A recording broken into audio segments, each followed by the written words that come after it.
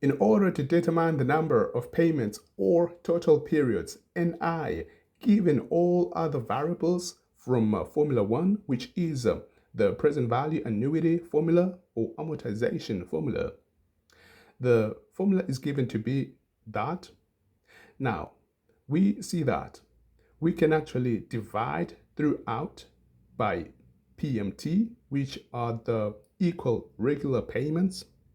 So because we are trying to make NI be the subject of the formula.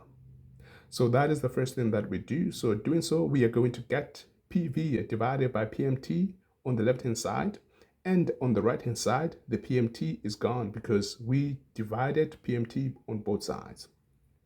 So the next feasible thing to do would be to multiply by R over I, or simply dividing by I over R, which is the same as multiplying throughout by R over I. This would cancel out the R in the first set of brackets on the right-hand side and cancel out with the I as well. But at the same time, it would be relocated to the left-hand side. So when that happens, we are going to have PV over PMT times R over I, which is equal to 1 minus, in their set of brackets, 1 plus R over I raised to the power minus NI. Then, of course, we can interchange the position of the chunk that we have in the brackets that is on the right-hand side. We relocate it to the left-hand side. So as it crosses the equal sign, it becomes positive. Then we move the PV over PMT term to the right-hand side. That also becomes negative. So that at the end of the day, we have this expression over here. So one may ask, but why do we do that? Why do we really have to do that? I would prefer to have my unknowns, which I want to make the subject of the formula, on the left-hand side, and also dealing with the negative sign is another thing that I wanted to do. So that would be crucial and beneficial. However, if you decide to move the 1 to the left-hand side and solve, it will still give us the same answers. Now that we are here, the next thing that we are going to do, because we are trying to get something that is in the power, we are going to introduce the natural log. So natural logarithms, once we introduce a natural log on the left-hand side, we also have to do the same thing on the right-hand side. So this would affect everything that is within the right-hand side or on the right-hand side. Also, recall from the laws of natural logarithms, when we have the natural logarithm of x to the a, this would give us a times the natural logarithm of x. That is to say that we take the power to the left-hand side and it multiplies with the natural logarithm of x. So applying the same concept, we are going to have the minus ni multiplying with the natural log of 1 plus r over I. So the right-hand side remains the same because we didn't have a power there. Right then, we have that. So the next feasible thing to do is to divide throughout by the natural logarithm of 1 plus r over I, because this would help us get the ni. And also taking note of our ni, which is negative. So instead of just multiplying by the positive, we are going to multiply with the negative natural log of 1 plus r over I, so that we get our final answer, ni being minus. So we are having a fraction. So the numerator is the natural log of 1 minus PV divided by PMT times r over I. That is being divided by the natural log of 1 plus r over I. Let's label this equation 3. So now this is how we would find the number of payments or the total periods. We can also go on to divide by I so that we find the number of years. So that's one way also of finding the years it would take to clear the loan. Since we have our formula now, Let us look at an example. For a loan of 650,000 from a bank charging 11% interest per annum compounded monthly. If monthly payments are to be made are $10,000, how long will it take to clear the loan? So as before, it is crucial in as much as we are dealing with a similar question that we dealt with in example 1. Our PV is going to be $650,000. Our R, which is the rate of interest, is 0.11 or 11%. Then this is being compounded monthly. So our I is 12 months. Then we're looking for the time it will take when we are given the PMT of 10,000. So from equation 3, we are going to substitute each and every variable that we have.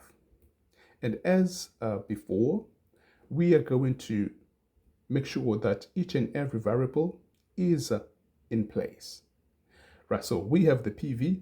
PV appears one time, and it happens to be in the numerator of the numerator. Right, so it appears once, so we have our 650,000 there in place. We also have our PMT, which is in the denominator of the numerator, so that appears once. We have our 10,000. We move on to our R.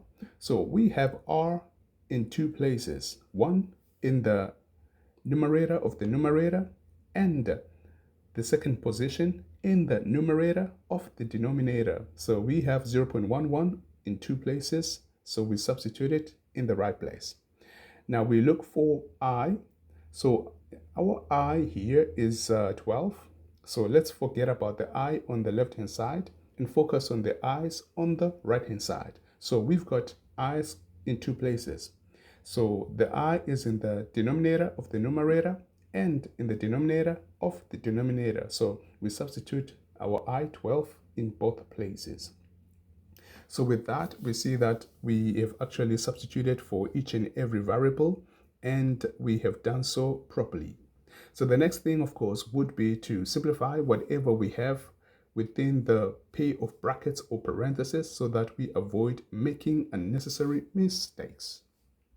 So considering the first fraction that we have in the numerator, we've got 650,000 divided by 10,000. That can be easily simplified because the zeros will clear out. We've got 4 zeros in the denominator and 4 zeros in the numerator. That would give us a 65. That simplifies our work. And of course, in the second fraction in the numerator, we have 0.11 divided by 12. That can be expressed as a fraction in this manner, 11 over 1,200. But you don't need to do that. You can just leave it as it was. Now, in the denominator, I decided to express that fraction as 11 over 1,200.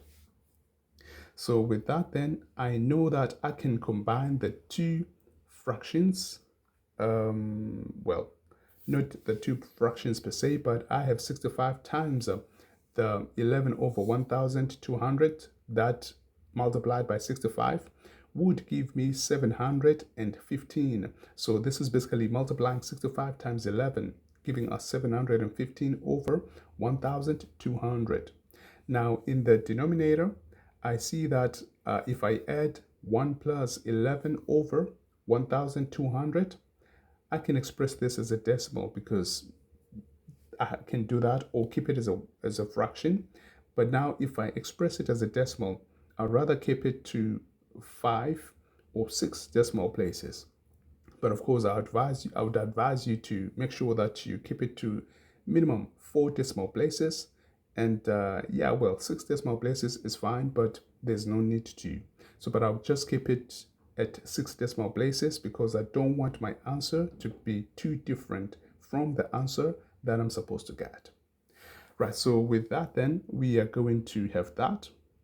And of course, simplifying further what we have in the numerator, we are going to have, so 1 minus 715 over 1,200, that would give us the natural log of 485 over 1,200 divided by the same denominator we had in the previous step. Now, simplifying what we have in the numerator, we are going to get a negative 0.90593. So let's keep that to 5 decimal places. Then also when we evaluate the natural log of 1.009167, we are going to get 0.009125. Now, this is a fraction that is easy to evaluate. And of course, we see that we've got two negatives over here. So we know that a negative times a negative would give us a positive. So that would come out as positive. And dividing the values that we have, we are going to get an I of 99.28 months. So it would approximately take 100 months to clear this particular loan. And also, it is also important to note that we can express this in terms of years because we know that our I is 12. So substituting for the I, which is 12, so we are going to say 12n is equals to 99.28 and dividing throughout by 12 in order to get n. The n comes out as 8 years, and the 0.273 times 12 months, because that is just a decimal. But we know that in a year we have 12 months. So multiplying that with the 12 months, at the end, we are going to get 8 years and 4 months. So that would be the time it would take to clear the loan. So one other thing to take note of as well is the final payment after the 99 months won't necessarily be the $10,000, because take a look at this. We are paying for a period of 0.273 of the year. So meaning that the final balance would be given by the value of the loan after 100 months minus the future value payments up to the 99th month. So that difference there would give us the final payment that has to be made, and that payment should be less than $10,000. So that's how we would solve this particular question.